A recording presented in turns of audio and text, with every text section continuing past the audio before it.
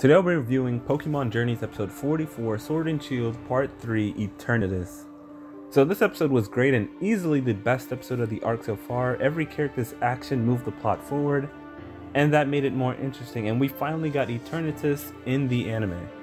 One thing I want to say now is that I was a bit caught off guard with the CGI because I've never seen CGI in the Pokemon anime, maybe the movies but not the main anime. But it wasn't too distracting, so I can't really complain. So to start the episode, we see Go battling on Marco's Cosmos dude, the fake Giovanni, and his G-Max Garbodor, and Go manages to win and get his first G-Max battle, which is something not even Ash has done yet, unfortunately, but he's been with Leon, so maybe he'll get his first the next time we see him battle. We also see Ash heading to Go's location while thinking about Chairman Rose's words about Galar's power needing to last 1,000 years, and I always found it weird that he always said 1,000 years, and it made me wonder if Chairman Rose was from the future, but I think we got an answer to that in this episode.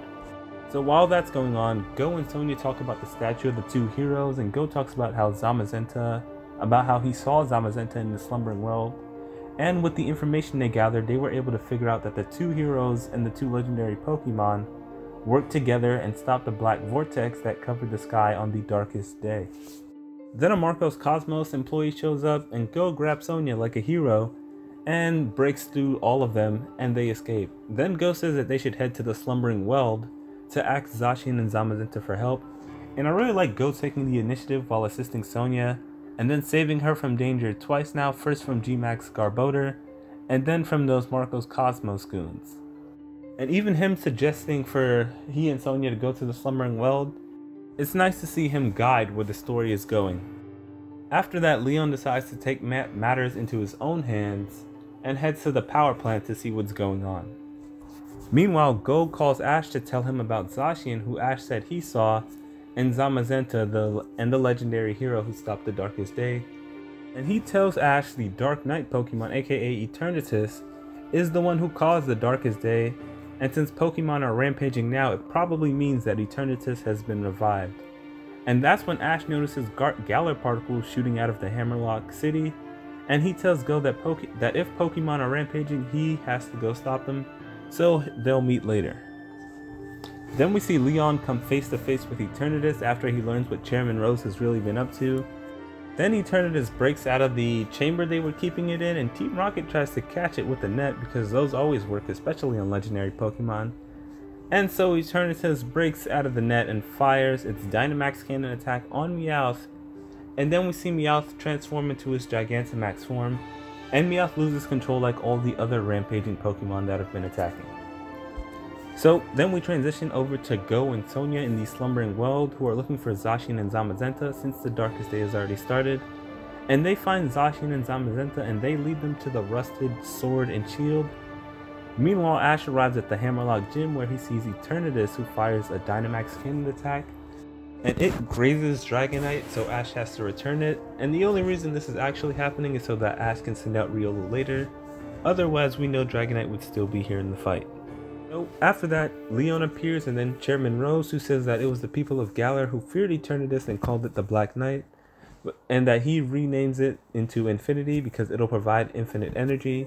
Then he talks to Leon about how they've always talked about Galar's future, and Leon says now's not the time, and Rose says it's for Galar's future, like he always does. And then Rose talks about how in the near future Galar's energy will be exhausted, so he plans on using Galar particles as a new energy source, and Eternatus who makes Galar particles. Then he tells Leon that he's guided trainers like him so that they could catch Eternatus for him, and he tells Leon to catch Eternatus. Then we get a flashback of Chairman Rose, and we find out that his father worked in the mines 24/7 to extract an energy source that they used to use. I'm assuming it's just coal.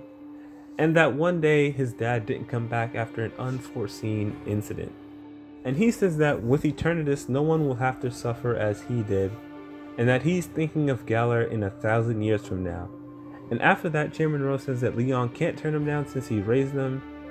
And then Leon says that he'll catch Eternatus, but only to calm him down and to seal it. And Rose says that he's disappointed and then sends out Caparaja. And Ash says that he'll deal with Chairman Rose so that Leon can go and catch Eternatus. And this happens in the games too, but I figured their roles would be reversed because that's typically something a side character would do so that the main character can continue moving forward. Just think about the rescue mission in Naruto Part 1 if you've seen it. And with Ash doing that, it kind of feels like Leon is about to become the true hero of Galar. So Ash stays behind to battle Chairman Rose's Caparaja and Ferrothorn with Riolu and Pikachu. Meanwhile, Go and Sonia arrive at the entrance to the gym, and they get stopped by some Marcos Cosmos employees, but Sonia tells Go to go inside, and she decides to stay to deal with the goons, and right as they're about to jump her, Raihan appears to protect our best lady. Meanwhile, Go encounters Oleana and gets ready to battle her, and that's pretty much where the episode ends. This episode was really exciting and had lots of great moments with all the characters, Go in his Dynamax battle, Sonia, and Go discovering the truth about the hero and the Black Knight, and then Leon learning the truth about Chairman Rose, then Eternatus finally being revealed, and the setup for Ash versus Chairman Rose, and Go versus Oleana at the end. And I have a feeling that both of these battles will lead to Riolu and Raboot evolving before they face Eternatus, or maybe that happens during the battle with Eternatus. But all that aside, let me know what you thought of this episode in the comment section below. Thanks for watching, and bye.